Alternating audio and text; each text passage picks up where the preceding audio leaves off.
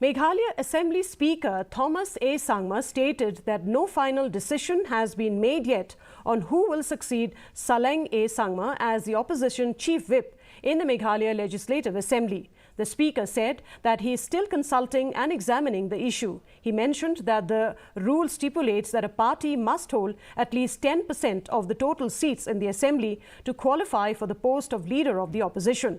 The Speaker indicated that a decision might be made during the upcoming session, but refrained from committing to a specific timeline. I'm still consulting and I'm still examining the matter.